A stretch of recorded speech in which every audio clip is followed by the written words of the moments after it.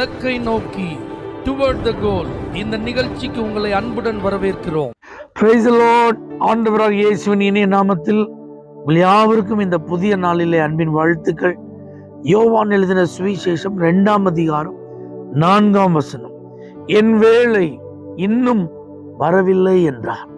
அவசரமான சூழ்நிலை, தேவையான ஒரு நேரம், துரிதமா செயல்படணும், உடனடியாக ஏதாவது ஒண்ணு இப்ப நடந்தே ஆகணும்.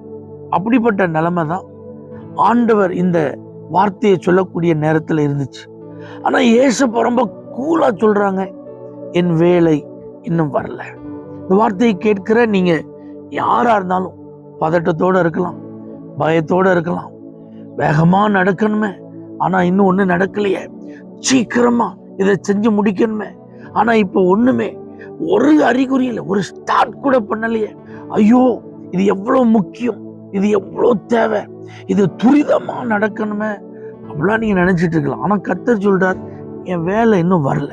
நீங்க பைபிளை கவனிச்சு பார்த்தீங்கன்னா அதின் காலத்துல அவர் எல்லாவற்றையும் நேர்த்தியாய் செய்து முடித்திருக்கிறார். அப்ப அவர் எல்லாத்தையும் அதற்குன்னு ஒரு பிக்சட் டைம், அப்பாயிண்டட் டைம்ல செய்கிறார் அப்படின்னா அதை கரெக்டா செஞ்சிருவார். ஆண்டவர் தம்முடைய வேளையில் அவர் தாமதிப்பதும் இல்லை, அவர் முந்திக் கொள்வதும் இல்லை. ஒரு நொடி முந்தவும் செய்யாது, ஒரு நொடி பிந்தவும் செய்யாது. ஏற்ற காலம்னு ஒண்ணு இருக்கு. ஏற்ற காலத்திலே அவர் உங்களை உயர்த்தும்படிக்கு. அப்ப பாருங்க, நம்முடைய நன்மைக்கு, நம்முடைய ஆசீர்வாதத்திற்கு கர்த்தர் ஒரு ஏற்ற காலத்தை ஆண்டவர் வச்சிருக்கிறார். இதெல்லாம் நீங்க மறக்க கூடாது. சீயோனுக்கு தயை செய்யும் காலம், அதற்காக குறித்த வேளையும் வந்தது. அப்ப உங்களுக்கு எப்பவும் ஃபேவர் இருக்கும், நீங்க செய்யற காரியமெல்லாம் வாய்க்கும், எங்க போனாலும் தயவு இருக்கும். அந்த எக்ஸாக்ட் டைமிங் அப்படிங்கிறத கர்த்தர் அவர் ஆயத்தம் பண்ணி வச்சிருக்கிறார்.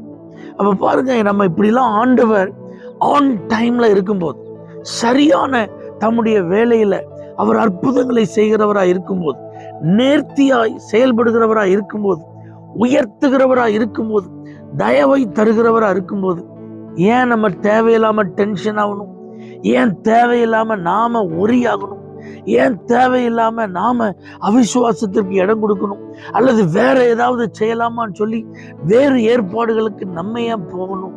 தெய்வ பிள்ளைகளே, திருமணத்திற்கு ஏற்ற வேலை இருக்கு, குழந்தை பாக்கியத்திற்கு ஏற்ற வேலை இருக்கு, கவர்மெண்ட் வேலைக்கு ஏற்ற வேலை இருக்கு, சொந்த வீட்டிற்கு ஏற்ற வேலை இருக்கு, நல்ல ஒரு 4 வீலரை கர்த்தர் உங்களுக்கு தருவதற்கு ஏற்ற வேலை இருக்கிறது, உங்க கடன் பிரச்சனை தீர்க்கப்படுவதற்கு ஒரு ஏற்ற வேலை இருக்கிறது, உங்க கணவரின் ரட்சிப்பிற்கு, உங்க பிள்ளையினுடைய படிப்பில் வெற்றிக்கு, ஆசீர்வாதத்திற்கு, எதிர்கால நன்மைகளுக்கு, எல்லாத்துக்கும் கர்த்தர் ஏற்ற வேலையை வைத்திருக்கிறார்.